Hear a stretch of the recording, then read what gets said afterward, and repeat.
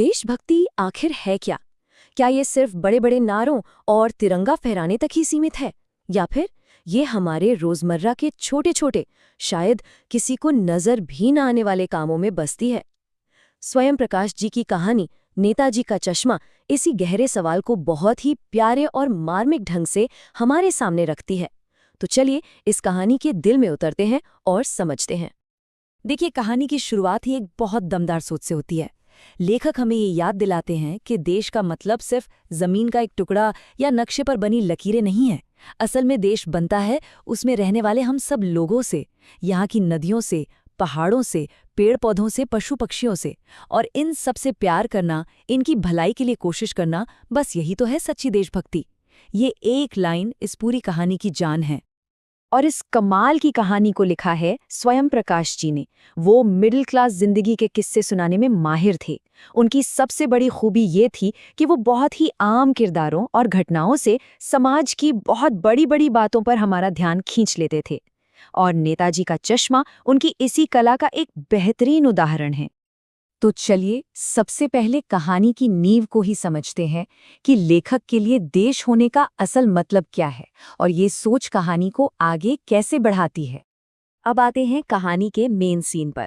एक छोटा सा, बिल्कुल आम सा कस्बा, लेकिन इस आम से कस्बे के चौराहे पर एक मूर्ति है और उसी मूर्ति से जुड़ा है एक बड़ा ही अनोखा और दिलचस्प रहस्य। कहानी के जो मुख्य पात्र हैं वो हैं हालदार साहब। वो कंपनी के काम से हर 15 दिन में उस छोटे से कस्बे से गुजरते थे। बस एक रूटीन था उनका, कस्बे में रुकना, पान खाना और आगे निकल जाना। उन्हें क्या पता था कि उनका ये मामूली सा रूटीन उन्हें एक ऐसी कहानी का हिस्सा बना देगा जो हमेशा के लिए याद रह जाएगी। और उस कस्बे के बीचों बीच मेन चौराहे पर नेताजी सुभाष चंद्र बोस की संगमरमर की एक मूर्ति लगी हुई थी। अब किसी भी छोटे कस्बे के लिए ये बहुत गर्व की बात होती है ना, एक ऐसा निशान जो देशभक्ति की याद दिलाता रहे। और यही मूर्ति हमारी कहानी का सेंटर पॉइंट बनने वाली है। हालदार साहब जब भी उस मूर्ति को देखते थे तो एक चीज उन्हें हमेशा थोड़ी अजीब लगती थी। मूर्ति तो थी संगमरमर की, लेकिन उस पर जो चश्मा लगा था वो असली था, सचमुच का। एक चौड़ा काला फ्रेम पत्थर के चेहरे पर। अब यह देखने में जितना दिलचस्प था उतना ही हैरान करने वाला भी। भाई, पत्थर की मूर्ति पर असली चश्मा कौन लगाता होगा? और हालदार साहब की हैरानी तो तब और बढ़ गई जब उन्होंने ध्यान दिया कि अरे, ये चश्मा तो बदलता भी है। हर बार जब वो वहां से गुजरते, मूर्ति पर एक नया फ्रेम लगा होता, कभी गोल, कभी चौकोर, तो कभी कोई और रंग का। अब ये तो सच में एक पहेली थी। मूर्ति कपड़े तो नहीं बदल सकती, पर चश्मा जरूर बदल रही थी। ये हो कैसे रहा था? इस बदलते चश्मे का राज जानने की जो बेचैनी थी वो हालदार साहब के मन में अब घर कर चुकी थी। और इसी बेचैनी में हमें मिलने वाला है कहानी का सबसे खास किरदार, कैप्टन, एक सच्चा देशभक्त। आखिरकार एक दिन हालदार साहब से रहा ही नहीं गया। उन्होंने अपनी जीप रुकवाई, पान की दुकान पर गए और वहां बैठे बैठे पान वाले से पूछ ही लिया, क्यों भाई, क्या बात है? ये तुम्हारे नेताजी का चश्मा हर बार बदल कैसे जाता है? पान वाले ने अपने मुंह में भरे पान को नीचे थूका और बड़े आराम से बोला, कैप्टन चश्मे वाला करता है। बस इस एक जवाब के साथ कहानी में एक नए और रहस्यमयी किरदार की एंट्री हो गई। नाम सुनकर कैसा लगता है? कैप्टन, जैसे कोई फौजी हो, कोई बड़ा मजबूत आदमी। तो ये कैप्टन करता क्या था? असल में उसका तरीका बहुत सीधा साधा था, लेकिन उसके पीछे की भावना बहुत गहरी थी। उसे नेताजी की बिना चश्मे वाली मूर्ति अच्छी नहीं लगती थी। उसे ये अधूरी लगती थी, जैसे नेताजी का अपमान हो रहा हो। तो वो अपनी छोटी सी दुकान से एक फ्रेम मूर्ति पर लगा देता, और जब कोई ग्राहक आता और उसे वही फ्रेम पसंद आ जाता तो वो नेताजी से माफी मांगता, फ्रेम उतारकर ग्राहक को देता और फिर अपनी तरफ से एक दूसरा चश्मा नेताजी को पहना देता। सोचिए जरा, ये उसका रोज का नियम था, नेताजी को सम्मान देने का उसका अपना तरीका। हालदार साहब ने तो सोचा था कि ये कैप्टन कोई रिटायर्ड फौजी होगा, शायद आज़ाद हिंद फौज का सिपाही। लेकिन हकीकत बिल्कुल अलग थी। कैप्टन एक बहुत ही बूढ़ा, कमजोर और लंगड़ाकर चलने वाला आदमी था, जो एक छोटी सी संदूकची और एक बांस पर चश्मे टांगकर गली गली घूमता था। उसकी तो कोई अपनी पक्की दुकान भी नहीं थी। नाम कैप्टन और असलियत एक गरीब फेरी वाला। और यहीं पर एक ही इंसान को देखने के दो बिल्कुल अलग नजरिए सामने आते हैं। पान वाले के लिए वो सिर्फ मजाक उड़ाने की चीज था। वो कहता, वो लंगड़ा क्या जाएगा फौज में, पागल है पागल। लेकिन दूसरी तरफ हालदार साहब के लिए कैप्टन की इस देशभक्ति के सामने उनका सिर सम्मान से झुक गया। ये हमें दिखाता है कि कैसे हम अक्सर सच्ची देशभक्ति को पहचानने में गलती कर देते हैं। लेकिन फिर कहानी का मिजाज अचानक बदल जाता है।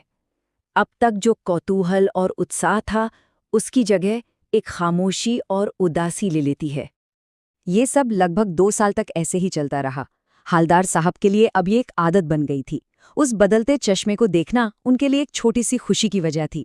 लेकिन फिर एक दिन जब वो उस कस्बे से गुजरे तो उन्होंने देखा कि मूर्ति का चेहरा सूना है। उसकी आंखों पर कोई चश्मा नहीं था। अगली बार जब वो आए तब भी मूर्ति वैसी ही थी, बिना चश्मे के। ज्यादातर दुकानें भी बंद थीं। अब हालदार साहब का दिल बैठने लगा। उन्होंने गाड़ी रुकवाई और पान वाले से पूछा, क्यों भाई, क्या बात है, आज तुम्हारे नेताजी की आंखों पर चश्मा नहीं है? और यहीं पर आता है कहानी का सबसे भावुक पल। वही पान वाला जो हमेशा कैप्टन का मजाक उड़ाता था, आज खुद उदास था। उसने पीछे मुड़कर मुंह का पान थूका और अपनी धोती के कोने से आंखें पोंछते हुए भर्राई हुई आवाज में बोला, साहब, कैप्टन मर गया। और बस इस एक खबर के साथ जैसे सब कुछ थम सा गया। हालदार साहब कुछ बोल नहीं पाए, चुपचाप अपनी जीप में आकर बैठ गए। एक सच्चा देशभक्त, जिसे कोई जानता भी नहीं था, इस दुनिया से खामोशी से चला गया था। हालदार साहब बस सोचते जा रहे थे। बहुत दुखी थे वो।